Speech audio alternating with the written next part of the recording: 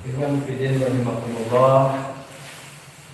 Alhamdulillah jazakumullah khairan katsiran kasadaya ikhwan anu parantos hadir di ieu majelis karisma. Mudah-mudahan langkah aranjeun sadayana di bumina masing-masing disarangan ku hati yang ikhlas kalawan miharap dengan Allah Subhanahu wa taala. Mudah-mudahan sing janten catatan amal kesayangan kepada Allah Subhanahu wa taala buat sampai Quran ke di yaumnya bisa Allah Subhanahu wa taala. Itu nama teh supados yang kolom kana waktos ya. Ibadah yang akan kajian karisma di Malaysia sebagai pimpin bakat sebagai moderatornya sebagai Ustaz Sukmana anu bade ngadugikeun materi di Malaysia ayeuna ibadah ngadugikeun di disimak ya namun yang didugikan ke Ustaz supaya kurang biasa memahami namun didugikan oke pilih alias perkarasan yang biasa didugikan di dalam majelis. Bagi itu maka ibadah sejalankan kalau moderator kalau memimpin selanjutnya kajian karisma dengan pekan ayat.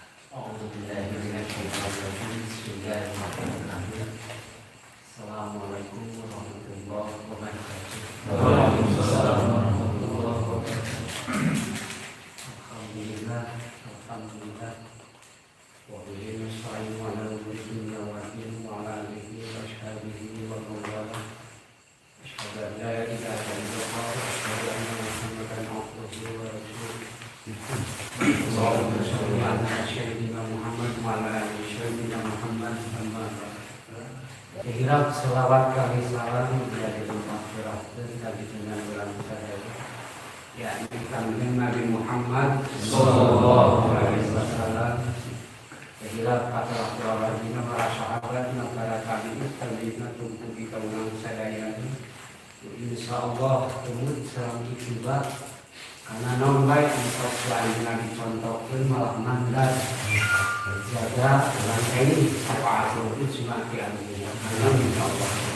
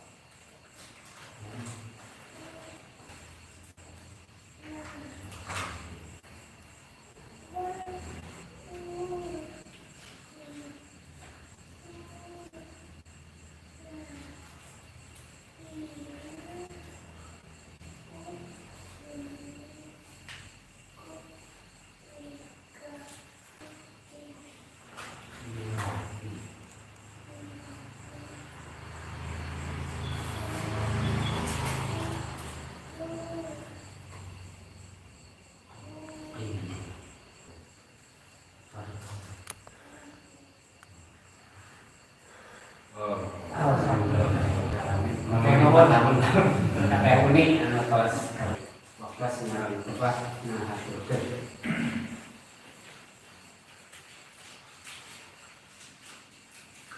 Bismillahirrahmanirrahim. Assalamualaikum warahmatullahi wabarakatuh.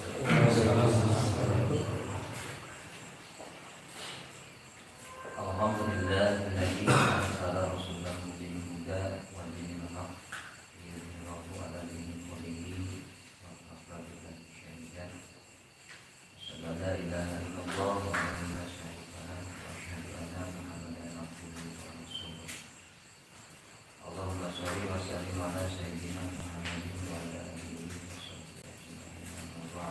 Jadi Allah usikum menafsi taqwa wa ta'atihi ma'alakum. A'udzubillahi minasyaitonir rajim. Bismillahirrahmanirrahim. Wal 'asri demi masa demi waktu. Innal insana sesungguhnya manusia tapi usin pasti ayat dina kalian ila terkecuali alladzina orang-orang yang dan meyakini bahwa Al-Quran merupakan penutup penyempurna dari semua kitab-kitab sebelumnya. Al-Quran adalah kalamullah yang penuh dengan mukjizat yang senantiasa terpelihara baik dalam hati maupun dalam bentuk tulisan. Allah sendirilah yang menjamin hal itu, bahwa Al-Quran adalah kitab satu-satunya yang tidak bisa dipalsukan. Sesuai firman-Nya dalam surat Al-Hijr bahwa inna nahnu nazzalna dzikra wa inna lahu lahafidun. Sungguhnya Al-Quran itu adalah kami yang menurunkannya, dan Al-Quran juga kami sendiri yang akan menjaganya. Itu jaminan dari Allah. Nah, lebih rincinya ketulusan kepada Al-Quran dilakukan melalui beberapa hal. Apa saja? Yang pertama yaitu Al-Quran harus dibaca dan juga dihafal. Dengan membaca Al-Quran dan akan didapatkan berbagai ilmu dan pengetahuan. Di samping itu juga akan melahirkan kebersihan jiwa, kejernihan perasaan, dan mempertebal ketakwaan. Membaca Al-Quran juga merupakan kebaikan dan merupakan syafaat yang akan diberikan pada hari kiamat kelak. Rasulullah SAW bersabda, bacalah Al-Quran karena pada hari kiamat Al-Quran akan datang untuk memberi syafaat kepada orang yang membacanya. Sedangkan menghafal Al-Quran merupakan keutamaan yang besar melalui hafalan. Jadi hati akan lebih hidup dengan cahaya kitabullah. Manusia juga akan segan dan menghormatinya, bahkan dengan hafalan itu derajatnya di akhirat juga akan semakin tinggi. Sesuai dengan banyaknya hafalan yang dimilikinya. Rasulullah SAW juga dikatakan kepada orang yang menghafal Al-Quran, bacalah dan naiklah, bacalah dengan tartil sebagaimana engkau membacanya di dunia dengan tartil, karena kedudukanmu di surga sesuai dengan ayat terakhir yang engkau bacakan. Hadis yang diriwayatkan oleh Abu Dawud. Kemudian yang kedua, membaca dengan tartil dan suara yang bagus, sehingga bacaan dapat masuk dan diresapi. Rasulullah bersabda, segolongan kami orang yang bukan golongan kami orang yang tidak membaca Al-Quran.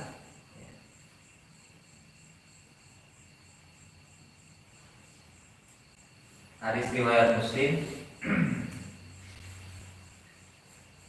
Jadi membaca Al-Quran itu dengan tartil tadi, jadi dengan makhraj dan tartil yang benar tartil. Sebab Al-Quran itu beda dengan membaca Quran. Al-Quran itu ada panjang, ada yang pendek, ya, yang dipakai tajwid ada yang tidak. Itu udah beda lagi makna. Makanya ilmu tajwid itu amatlah penting. Sebab kaum muslimin diwajibkan untuk membaca Al-Quran. Makanya juga harus bisa Tetapi harus dipelajari oleh setiap kaum muslimin. Walaupun ya, untuk memperdalam bisa juga oleh sebagian, tapi ya, kewajiban lainnya untuk yang membacanya itu menjadi kewajiban kita semua sebagai kaum muslimin. Kemudian membaca dengan tartil dan suara yang bagus sehingga bacaan dapat masuk dan diresapi tadi. Kemudian mentadaburi nilai-nilai yang terkandung dalam setiap ayat. Allah SWT, apakah mereka tidak mentadaburi Al-Quran ataukah hati mereka terkunci dalam surat Muhammad ya. Kemudian mentadaburi nilai-nilai yang tadi terkandung, maknanya teras ogenan maksud yang tujuan nana tadi eta ayatnya tiasaka senang tiasaka.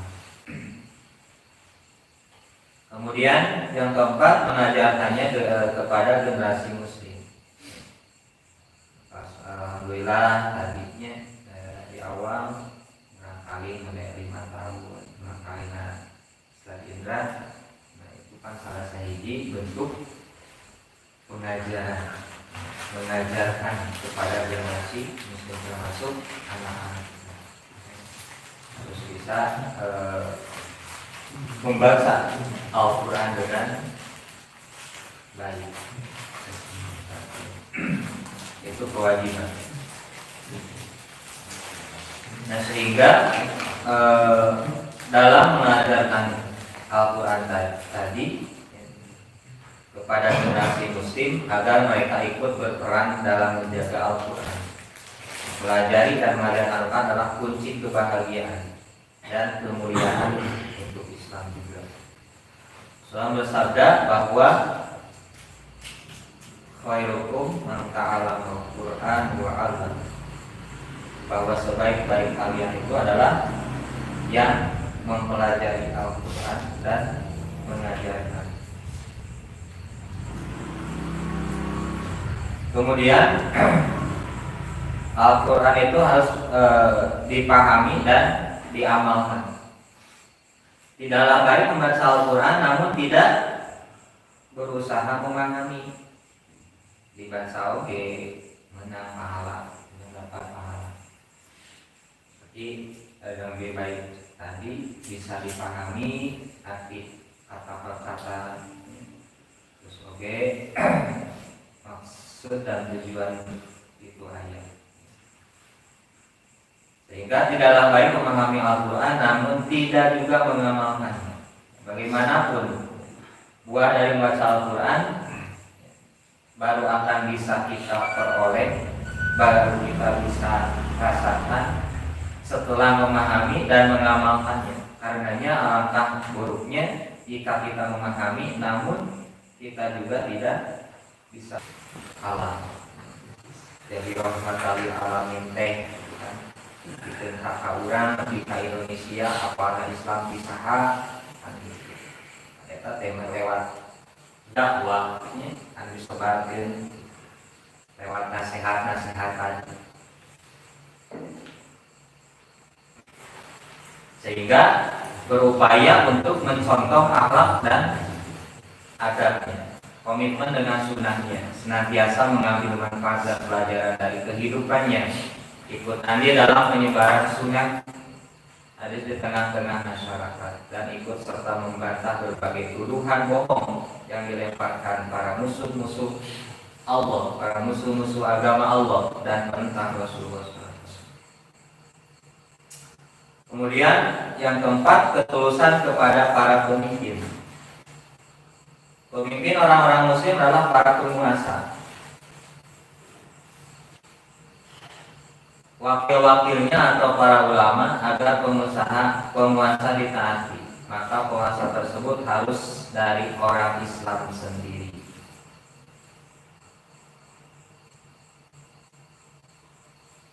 Sebagaimana Allah berfirman dalam surat An-Nisa, yaitu Atiullaha wa atiur Rasul wa ulil amri minkum. Taatilah Allah dan taatilah Rasul dan para penguasa di antara kalian, para pemimpin. Ulil amri ini adalah pimpinan kaum muslimin. Nah, sehingga ketulusan kepada para pemimpin adalah dengan menyukai kebaikan, kebenaran dan keadilannya, bukan lantaran individunya.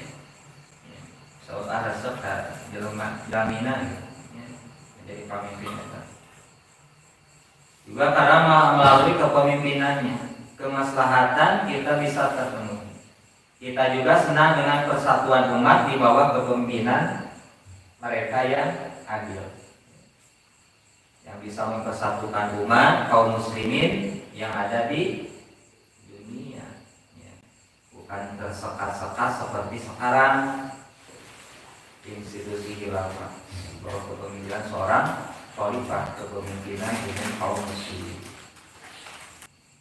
Ketulusan kepada para pemimpin juga dilakukan dengan cara membantu mereka untuk senantiasa berada dalam rel kebenaran, menaati mereka dalam kebenaran, mengingatkan mereka dengan cara yang baik, karena tidak ada kebaikan bagi masyarakat. Ayat watawasobil haq watawasobil shobir berlaku sama, ya. Itu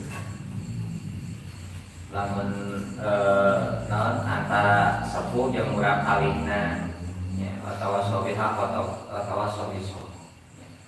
Pamik watawasobil haq mun biasana di luhur ka handap, ya. Mun disepuh ka urang kalihna itu adalah bentuk watawasobil haq. Tapi lamun di handap ka luhur di urang kalih ka sepuhna itu bentuk watawasobil shobir. Naon lamun teu eta masuk loba anu ieu lah. Naon jarang jalmi anu narima nya gitu. Dongeng dongkapna tapi datang dari bawah ke atas. Ya. Di budak ka kolot gitu. Di dieu istilah tak mau bisa ngaluhuran gitu. Ya. Eta teh lamun ke kasabaran mah mane budak apa naon. Mengurangi sirah, terus oke sebaliknya antara naon lamun pekerja dunungan bosnya dengan karyawan, ya. Sudah seharusnya karyawan memperingatkan kepada pekerjaannya karyawannya. Sebaliknya apabila bos juga bersalah, ya anak itu naik ke Islam, ulah licik sorangan, lamun kang bos mana anak tua digaji kuaing. Kan lebih sakit tua, ya. Nah termasuk sama, ya. Antara penguasa, antara pemimpin dengan rakyat. Bisa mentang-mentang jadi pemimpin, tapi kata raya dina kasalahan, keraya dina mengpang, keluar dina aturan Allah jeung Rasulna, kaya anu nganasehati. Itulah bentuk watawasobil haq watawasobil shobir. Jadi saling, ya, tidak timpang kebelah sabelah. Untuk tilu boleh kahanan, tapi guru jeung muridna, ya. Seorang guru kan hakna, ya, menasihati seorang murid. Tapi apabila seorang guru salah, apabila dinasihati oleh seorang murid, diperingatkan, itu juga harus bisa menerima, harus bisa lapang dada. Itulah dalam Islamnya tong licik sorangan, tong licik sedikit, ya. Apabila kita memberi nasihat berarti kita juga mampu untuk menerima nasihat. Itulah orang yang tidak akan merugi. Nah sehingga tadi tidak ada kebaikan bagi masyarakat yang tidak mau menasihati penguasanya. Berarti urang teh dianggap tidak ada kebaikan bagi masyarakat yang tidak mau menasihati penguasanya. Bersalah ya, wani ngomongkeun, wani nganasehatan gitu kan. Berarti urang teh heueuh seolah dianggap heueuh biluk jeung manehna gitu. Dengan membiarkan teh gitu, tidak tadi memberi peringatan, memberi nasihat. Maka istilah pahala investasi, dosa ge aya investasi gitu. Ya. Seorang melakukan kebaikan, contoh kita menyuruh kepada anak belahnya untuk sholat. Nah, ketika anak itu belajar sholat, maka kebaikan tadi akan kita peroleh. Begitu juga dalam hal keburukan. Nah, kira-kira lamun anak keur mabok kurang diangkat ke doraka, urang sarupa dosa. Ya, itu sarupa dosa. Jadi kesalahan teh bakal dipatal. Kesalahan individu itu minimalnya minim gitu kan akibatnya gitu. Tapi lamun kesalahan seorang penguasa atau pemimpin, maka itu imbasnya akan terasa oleh semua. Itu ya, yang disebut sistem. Jadi sistemnya JB, hiji KB, alus hiji alus KB, ngeunah ku hiji ngeunah ku KB, bener ku ieu ku hiji bakal bener ku KB. Sistemnya itu maka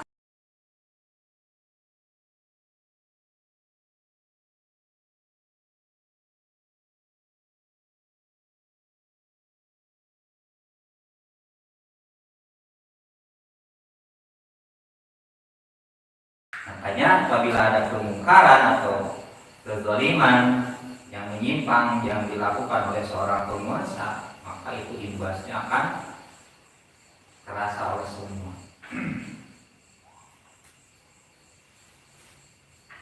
Nah, sehingga tadi bahwa tidak ada kebaikan bagi masyarakat yang tidak mau menasehati penguasanya. Dan masyarakat yang tidak mau mengatakan pada penguasanya yang zalim, ya, maka Anda juga zalim. Tidak ada kebaikan bagi penguasa yang menindas rakyat atas sewenang-wenang, semena-mena, beki jongjon, nu nganasehatan, nu ngadeui, nu noel mah. Contoh budak gitu. Ya. Tadi teh nalika lalai melakukan sholat atau tidak melakukan sholat, budak teh diantep we. Dilala ngeunahkeun budak we.